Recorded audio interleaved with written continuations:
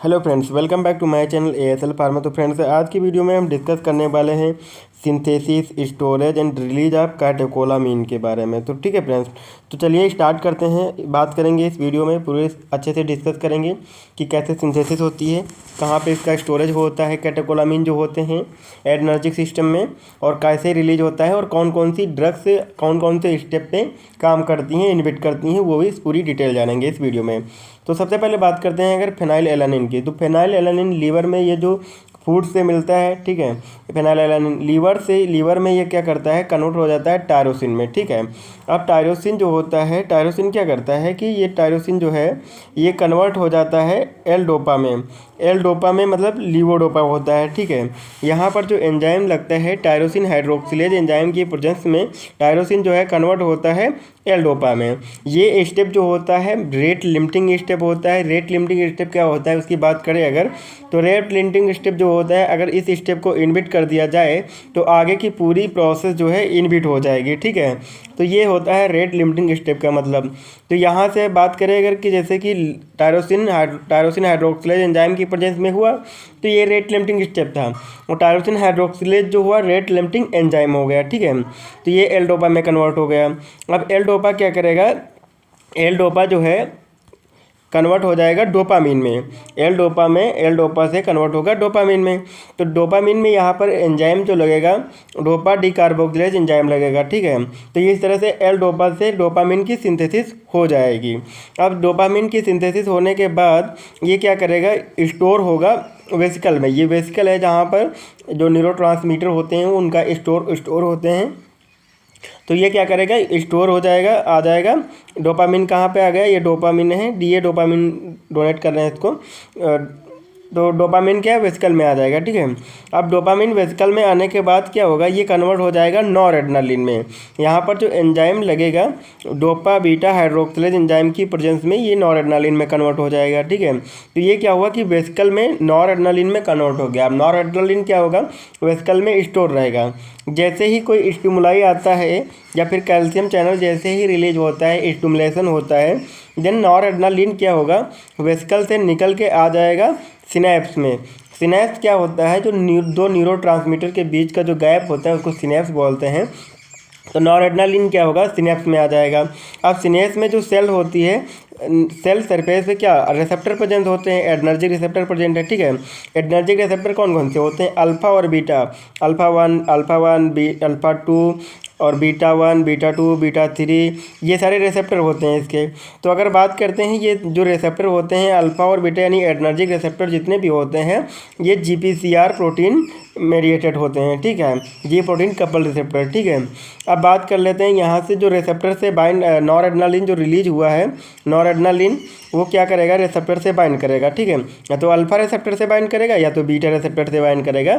तो ये क्या अपना एक्शन शो करेगा, ठीक है।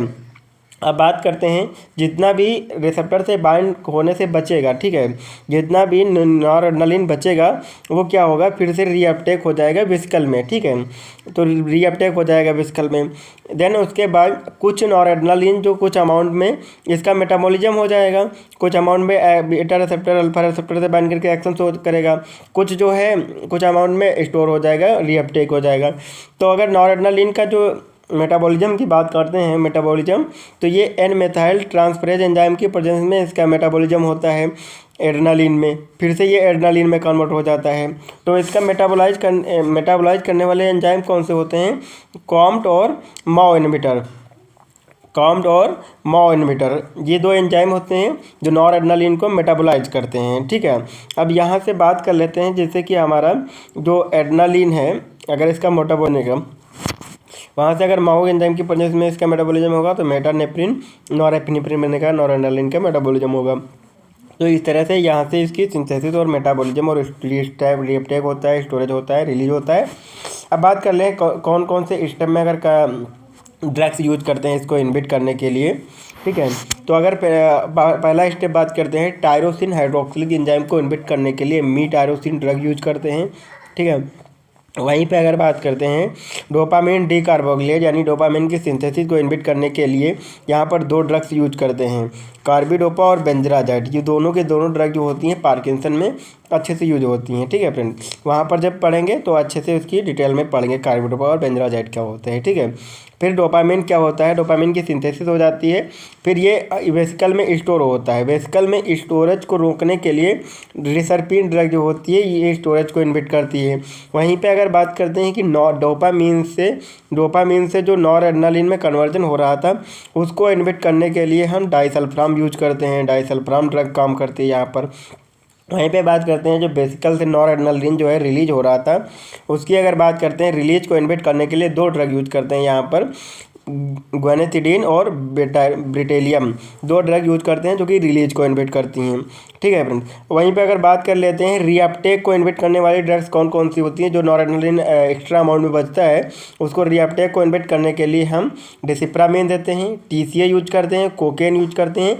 ये क्या करती हैं, रीअपटेक को इनहिबिट कर देती हैं, ये रीअपटेक नहीं होता है। ठीक है, तो फिर से इसका एक्शन देखने को नहीं मिलता है। इस तरह से ये ड्रग्स काम करती हैं। अब बात कर लेते हैं कुछ इंपॉर्टेंट पॉइंट्स की। जैसे हमने बात की यहाँ पर टीसीए। टीसीए क्या होता है, ट्राईसाइक्लिक एंटी डिप्रेसेंट ड्रग होती हैं, ट्राईसाइक्लिक एंटी डिप्रेसेंट ड्रग होती हैं। ठीक है, अब वहीं पे अगर बात कर लें, दो एंजाइम हमने यूज़ किया था, कॉम्ट एंजाइम और माओ एंजाइम। कॉम्ट एंजाइम को इनहिबिट करने वाली जो ड्रग्स होती हैं टोल्कापोन और इंट्रेकापोन होती है। वहीं पर माओ एंजाइम को इनहिबिट करने के लिए ड्रग्स होती हैं। माओ एंजाइम जो होता है दो टाइप्स का होता है, माओ ए और माओ बी एंजाइम। ठीक है, माओ ए को इनहिबिट करने के लिए जो ड्रग यूज करते हैं वो ड्रग्स क्या होती है, मोक्लेबेमाइड होती है। ठीक है, ये वाली ड्रग्स मोक्लेबेमाइड। और अगर माओ बी एंजाइम को इनहिबिट करने की ड्रग्स बात करते हैं तो सेलेजिलिन और रेसेजिलिन, ये दो ड्रग्स यूज की जाती हैं। तो ये था फ्रेंड्स, इस वीडियो में हमने जाना कि कैसे जो नॉरएड्रेनालिन और एड्रेनालिन कैटेकोलामीन जो होते हैं उनका कैसे वो स्टोर हो रहे थे, कैसे स्टोरेज हो रहा था, कहाँ से सिंथेसिस हो रही थी, कैसे ये इनका रिलीज हो रहा था, कौन कौन सी ड्रग्स काम की, रेट लिमिटिंग स्टेप की बात करें, रेट लिमिटिंग एंजाइम की बात कर लिया हमने, ये बहुत ही इंपॉर्टेंट है। ठीक है फ्रेंड्स, तो ये था इस वीडियो में, इतना ही। नेक्स्ट वीडियो में मिलेंगे नेक्स्ट कंटेंट के साथ, तब तक के लिए टेक केयर।